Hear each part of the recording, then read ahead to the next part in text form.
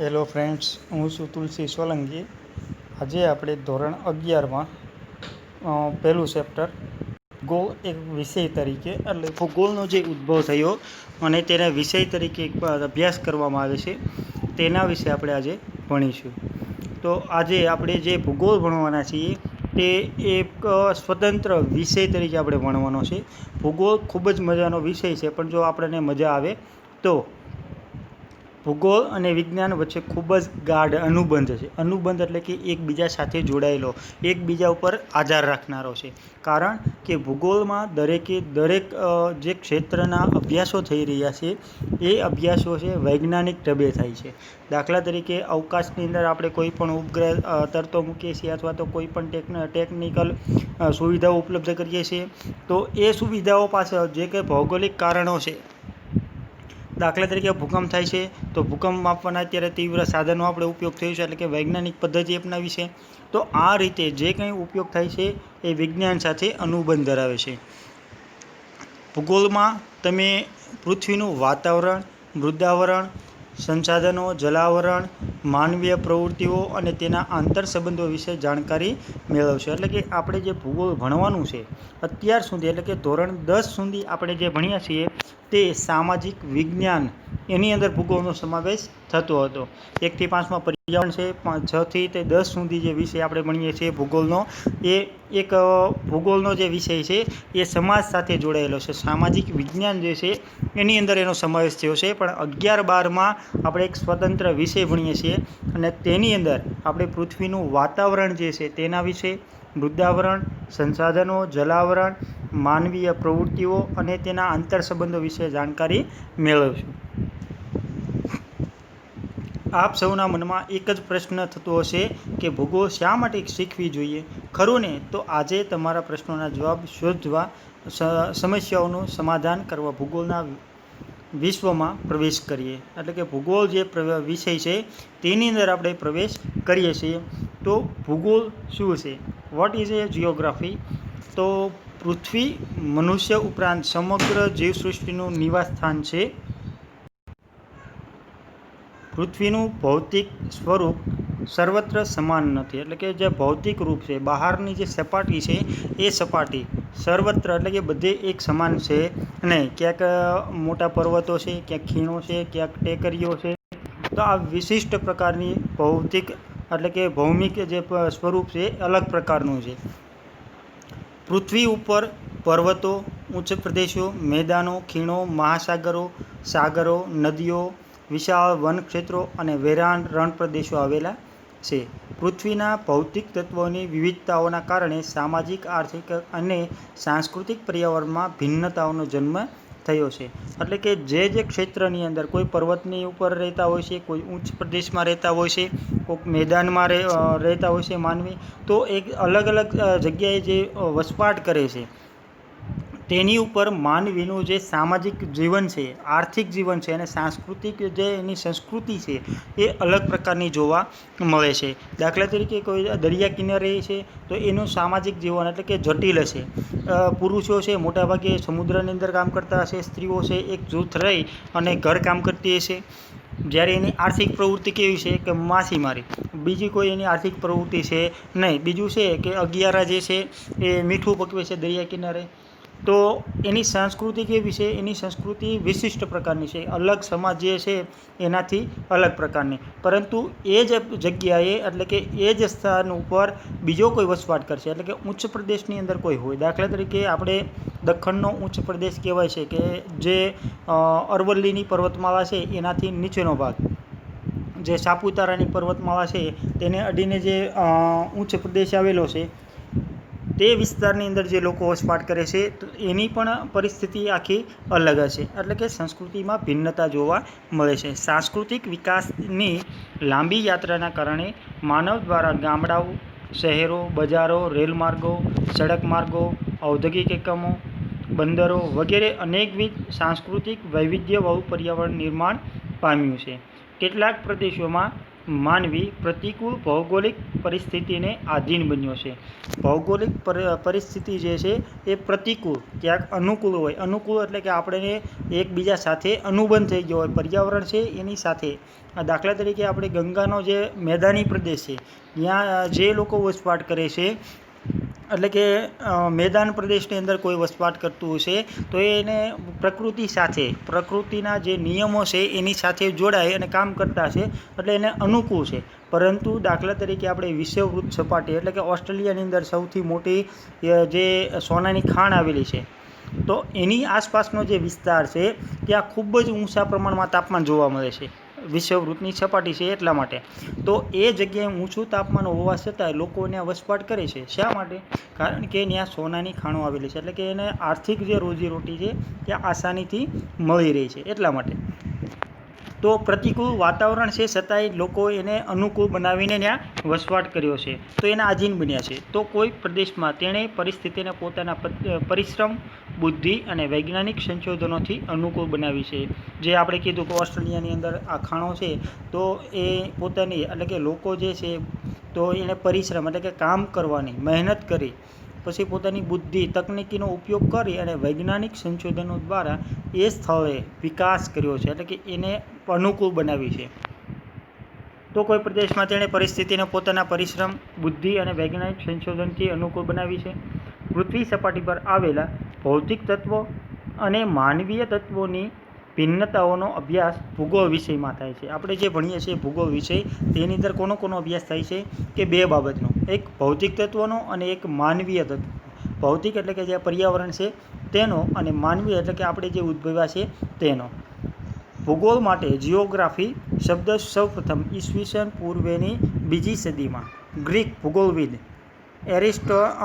એરિસ્ટોટલીસે પ્રયોજ્યો હતો. ખાસ યાદ રાખવાની છે, નોટ કરવાની છે કે જિયોગ્રાફી જે છે એ શબ્દ સૌપ્રથમ ક્યારે યોજવામાં આવ્યો હતો? ઈસવીસન પૂર્વેની 2જી સદીમાં. કોણે રજૂ કર્યો હતો? ગ્રીક ભૂગોળવિદ.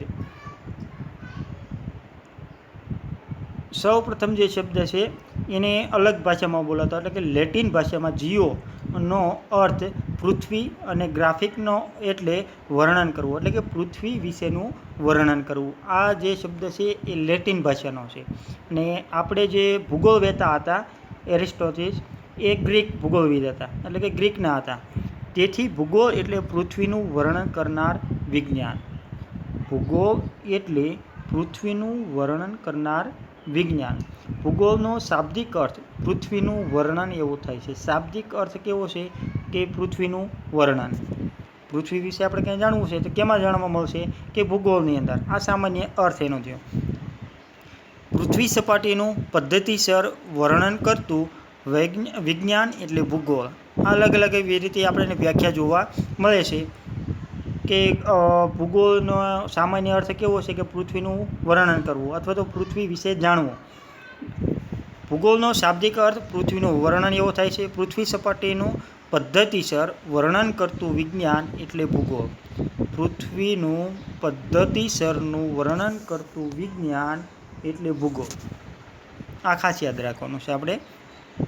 એના પછી આપણે જોઈએ કે પૃથ્વીના જે પ્રદેશોનો અભ્યાસ કરવાનો હોય તેના સ્થાન, ભૂપૃષ્ઠ, આબોહવા, વનસ્પતિ, પ્રાણીસૃષ્ટિ, ખેતી તથા બાગાયતી પાક, ખનિજો, સંસાધનો, ઉદ્યોગો, પરિવહન તેમજ એ પ્રદેશમાં વસવાટ કરતા માનવ સમુદાય અને તેની પ્રવૃત્તિઓ વગેરે વિશે વ્યવસ્થિત માહિતીનો સમાવેશ ભૂગોળમાં કરવામાં આવે છે. એટલે કે જે કંઈ પ્રવૃત્તિ થાય છે, ઝીણી ઝીણી બાબતોની એમાં અભ્યાસ કરવામાં આવે છે.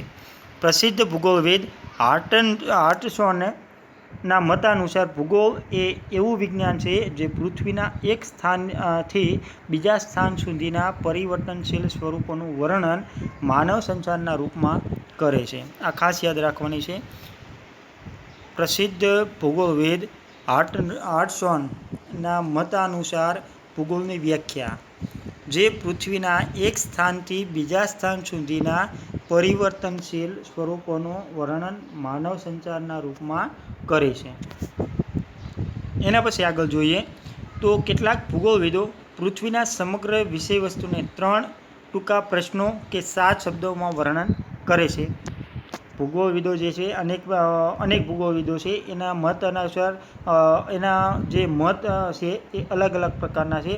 તો એના જે સમગ્ર વિષય વસ્તુ છે કઈ બાબતનો અભ્યાસ કરે છે, 3 ટૂંકા પ્રશ્નો છે અને 7 શબ્દોમાં વર્ણન કરે છે. 3 ટૂંકા પ્રશ્નો છે, એ 3 ટૂંકા પ્રશ્નોના 7 શબ્દો બને છે. તેમાં આપણે જોઈએ તો તેમાં શું છે, ક્યાં છે, શા માટે છે. તેમાં શું છે, ક્યાં છે અને શા માટે છે નો સમાવેશ થાય છે. આ 3 પ્રશ્ન શું છે, ક્યાં છે અને શા માટે.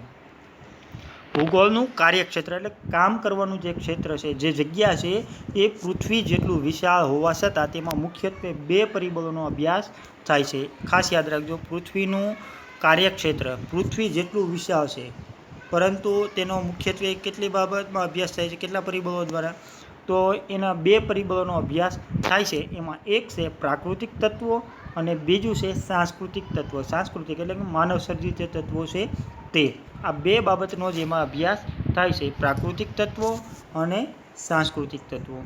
આ બંનેને માનવને કેન્દ્ર સ્થાને રાખી તપાસવામાં આવે છે. આ બંને જે બાબતો છે બંનેમાં માનવને કેન્દ્રમાં રાખવામાં આવે છે. જો માનવ ન હોય તો ભૂગોળ કોઈ કામનું છે નહીં. ભૂગોળ આપણને કામનું એટલા માટે કે આપણને ભૂગોળ પછી કોઈ જગ્યાએ ઉપયોગ થશે નહીં. જો માનવ જ ન હોય તો ભૂગોળનો તો કોઈ પ્રશ્ન બનતો જ નથી. પૃથ્વી પર આકાર લેતી પ્રત્યેક ભૌગોલિક ઘટના કાર્યકારણના સંબંધને સમજાવે છે. માનવી કાર્યકારણના સંબંધના સંદર્ભમાં ભૂગોળને સમજે તો જ ભૂગોળનું જ્ઞાન જીવનોપયોગી બની જાય છે. એટલે કે જો ભૂગોળનું જ્ઞાન આપણે થોડું ઘણું હોય તો એ આપણને જીવન ઉપયોગી ઘણું બને છે. ભૂગોળ વિષયનું વિષય વસ્તુ અત્યંત વ્યાપક છે. અત્યંત વ્યાપક એટલે ખૂબ જ મોટા પ્રમાણમાં છે. આ વિષયમાં પૃથ્વી પરના મૃદાવરણ, જલાવરણ, વાતાવરણ, જીવાવરણ અને નૃંચાવરણ, ઉદ્ભવ અને ઉત્ક્રાંતિનો વિજ્ઞાનના પરિપ્રેક્ષમાં અભ્યાસ થાય છે.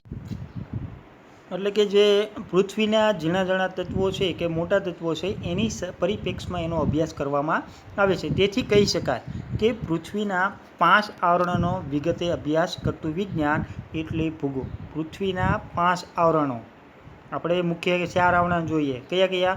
મૃદાવરણ, જલાવરણ, વાતાવરણ અને જીવાવરણ. પરંતુ અહીંયા 5મું છે નૃંચાવરણ. તો આ 5 આવરણોનો અભ્યાસ કરતું વિજ્ઞાન એટલે ભૂગોળ. પ્રાકૃતિક સંસાધનોનો માનવી બેફામ રીતે ઉપયોગ કરતો થયો. તેના કારણે ભિન્ન પ્રકારના પ્રદૂષણો, પર્યાવરણીય સંકટો અને જૈવિક વિનાશ જેવી અનેક સમસ્યાઓના કારણે અને સમસ્યાનો ઉકેલ ભૂગોળનું વિષય વસ્તુ સ્પષ્ટ કરે છે. આપણે રોજબરોજ જે કંઈ પ્રકૃતિનો ઉપયોગ કરીએ છીએ બેફામ રીતે, એટલે કે ખૂબ જ મોટા પ્રમાણમાં, હાલની અંદર આપણે જે પરિસ્થિતિમાંથી પસાર થઈ રહ્યા છીએ એ પરિસ્થિતિ એટલે કોરોનાની મહામારી. જે કોરોના સંકટ છે એટલે કે કોરોનાના જે વાયરસ છે એ વાયરસ પણ પ્રતિકૂળ વાતાવરણના લીધે ઉદ્ભવેલા છે. એટલે કે જે પર્યાવરણ છે એ પર્યાવરણને આપણે વિનાશ કર્યો છે, એના કારણે ક્યાંક ને ક્યાંક આવો આ પ્રશ્ન બન્યો છે. એટલે કે એવી જે સમસ્યાઓ છે, ભિન્ન પ્રકારના પ્રદૂષણો આપણે કરીએ છીએ તો પ્રદૂષણોમાંથી અનેક પ્રકારના જીવાણુઓ ઉત્પન્ન થાય છે, તેનાથી અનેક રોગો ફેલાય છે. પર્યાવરણીય સંકટો એટલે કે જે આપણને ઉનાળામાં ખૂબ જ વધારે તડકો પડવો એટલે કે ગ્લોબલ વોર્મિંગ, પછી જે અવકાશની અંદર આપણને ઓઝોન વાયુની અંદર ગાબડા પડતા જોવા મળે છે, તો આ પર્યાવરણીય સંકટ છે. પછી જંગલોનો વિનાશ એ પણ પર્યાવરણીય સંકટ છે. અને જૈવિક વિનાશ. જૈવિક એટલે કે નાની ચીજ વસ્તુઓ જે જીવો છે એનો વિનાશ થઈ રહ્યો છે. દાખલા તરીકે હાલની અંદર આપણી જે અનુકૂળ પરિસ્થિતિ છે, હાલની જે પરિસ્થિતિ છે એનાથી 10 વર્ષ કે 15 વર્ષ પાછળ જઈએ તો એ સમયે આપણને જે અવકાશની અંદર જે પશુ પક્ષીઓ છે એમાં કાગડા, પછી ગેધ, આ વગેરે પક્ષીઓ છે આપણને મોટા પ્રમાણમાં જોવા મળતા, પરંતુ ધીરે ધીરે એનો વિનાશ થઈ રહ્યો છે. એટલે કે જૈવિક વિનાશ જેવી અનેક સમસ્યાઓના કારણે આપણે ભૂગોળ જે છે એ ખૂબ જ આપણે ભણવું મહત્ત્વનું બની જાય છે. આગળ જોઈએ. કાર્લ રિટર નામના જર્મન ભૂગોળવિદે કહ્યું છે કે ભૂગોળનો અભ્યાસ પૃથ્વી સપાટીએથી શરૂ થાય છે, પરંતુ માનવજાત પાસે જેમ નિરીક્ષણ અને સંશોધનના સાધનો વિકસતા જશે તેમ ભૂગોળનું કાર્યક્ષેત્ર પૃથ્વી સપાટીએથી વધુને વધુ ઊંચે અને વધુને વધુ ઊંડે સુધી વિસ્તરશે. આવું કોણે કીધું હતું? કાર્લ રિટર. કાર્લ રિટર ક્યાંના ભૂગોળવિદ છે? કે જર્મનના. એણે શું કીધું હતું? કે ભૂગોળનો અભ્યાસ પૃથ્વી સપાટીથી શરૂ થાય છે, પરંતુ માનવજાત પાસે જેમ જેમ નિરીક્ષણ અને સંશોધનના સાધનો વિકસતા જશે તેમ તેમ ભૂગોળનું કાર્યક્ષેત્ર પૃથ્વી સપાટીએથી વધુને વધુ ઊંચે અને વધુને વધુ ઊંડે વિસ્તરતું જશે. એટલે કે જે અત્યારે હાલનો આપણે સમય જોઈએ તો આપણે હમણાં થોડા મહિના પહેલાં ચંદ્ર ઉપર એક યાન મોકલ્યું હતું, મંગળયાન. ચંદ્ર ઉપર આપણે એક જે દક્ષિણ ધ્રુવ ઉપર આપણે યાન ઉતારવાનું હતું, પણ નિષ્ફળ રહ્યો પ્રોજેક્ટ. પણ એની પહેલાં મંગળ ઉપર એક આપણે યાન મોકલ્યું હતું કે મંગળયાન. તો આવા આપણે ઊંચે ને ઊંચે અવકાશની અંદર વિવિધ સંશોધનો અને નિરીક્ષણો દ્વારા આપણે સંશોધનો કરી અને આગળ વધતા જઈએ છીએ. એટલે કે ઊંચી સપાટી સુધી પહોંચતા થઈ ગયા છીએ. હજારો કિલોમીટર સુધી ઉપર જઈએ છીએ અને કેટલા કિલોમીટર સુધી, હજારો મીટર સુધી આપણે જમીનમાં ઊંડે સુધી વયા ગયા છીએ. તો આ જે પરિસ્થિતિ છે એના કારણે આપણે આ ભૂગોળનો જે વિષય વસ્તુ છે એમાં પણ ફેરફાર થઈ શકે છે. તો આજે આપણે અહીંયા સુધી રાખીશું ને આજે માત્ર ને માત્ર હોમવર્ક આપણું એટલું જ રહેશે કે જે ભૂગોળનો ઉદ્ભવ છે એ કેવી રીતે થયો ને ભૂગોળ શું છે એ સમજાવવાનું છે. માત્ર ને માત્ર 10થી 15 મુદ્દા આવશે એમાં. તો આપણું હોમવર્ક રહેશે. અહીંયા રાખીએ. આના પછી નેક્સ્ટ ટાઈમ જ્યારે હશે ત્યારે ભૂગોળ એક વિષય તરીકે, વિદ્યાશાખા તરીકે આપણે એનો કઈ રીતે ભણવાનું છે કે કઈ રીતે ભણાય છે તેનું આપણે ભણીશું નેક્સ્ટ ટાઈમ. ત્યાં સુધી જય હિન્દ, જય ભારત.